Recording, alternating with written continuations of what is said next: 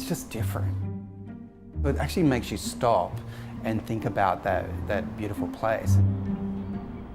I really do think that we do see things differently. Like for me in particular, I look for detail. It's not about the sharpness and the perfect picture. It's about the essence of the image.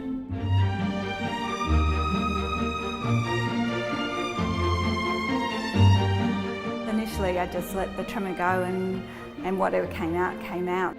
But now I feel I can focus in on something and I can actually see the photograph, even with the trimmer component of it. Mary Louise Levick was 30 and just beginning to explore her passion for photography when she noticed something wasn't right. I started off with a tremor in the thumb and my GP referred me on to a neurologist, and then after about 3 years I started having trouble writing, and I mentioned this in that visit to that neurologist, and he said, well, now I start to suspect it's Parkinson's. Self-conscious and afraid, she took a while to come to terms with her new reality. I spent the first 5 years worrying about where I'd be, particularly now, and that's the hardest thing for any neurologist to be able to tell you as well, because everyone's different and everyone's progress is at a different rate. Most people are aware of the tremor, and that's what's very characteristic, but there's also a slowness of movement and a stiffness, and later on there's often problems with balance, speech and swallowing as well. 5. But gradually, Mary Louise Levick began to fight back. 60. I'm probably a good news story as far as Parkinson's goes, because my progress has been very slow, and I think that's due to doing a lot of exercise at that stage, and Parkinson's exercise that was actually shown that had good results for Parkinson's, like boxing, you know, like weight training, like core strength. Activity, combined with drug treatment and more recently deep brain stimulation, has given her a new lease on life.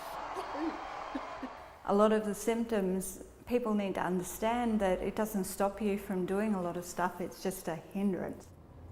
That's excellent. Professional photographer Marcus Bell met Mary Louise Levick about 6 years ago. There was something about Mary Louise when I met with her. Hey, so just fold your arms. Because here someone had all these challenges ahead of her, but she wanted to use that and use it as a tool in her photography and have that part of her vision, and I thought that was just amazing. Bell's family had also been touched by Parkinson's, and meeting Mary Louise sparked an idea. We started talking about the Parkinson's side of things and how it would affect my photography, especially into the future. And that was when he told me, you know, go with it. He said, if you want to stand out in the crowd, you've got to come up with something different. I was there to teach her what you're supposed to do, and then I was able to then point out, okay, but this is how you could go and actually break those rules and then do something different and make it your own. Levick's signature style, the Parkinson's disease or PD effect, was born.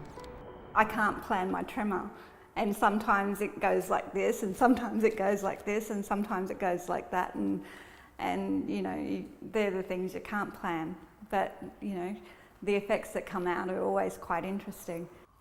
Perfect. Irina Prykril has an eye for detail. The owner of Brisbane's only photographic gallery, she knew the work had a special energy.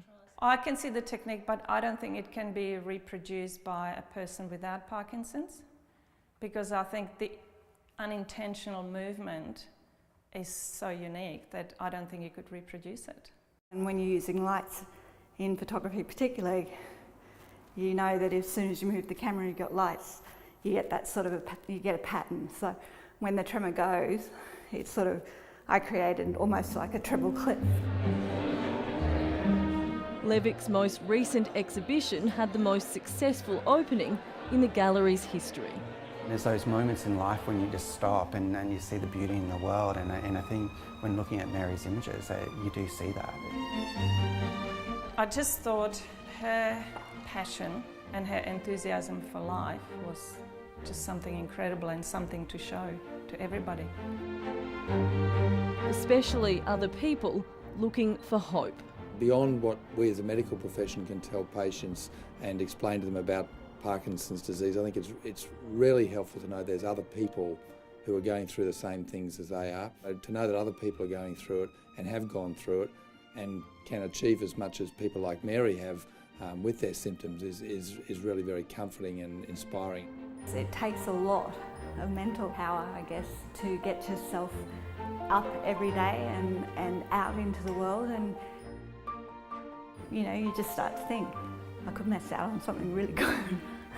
So you've got to just change the way you think. That was a good one.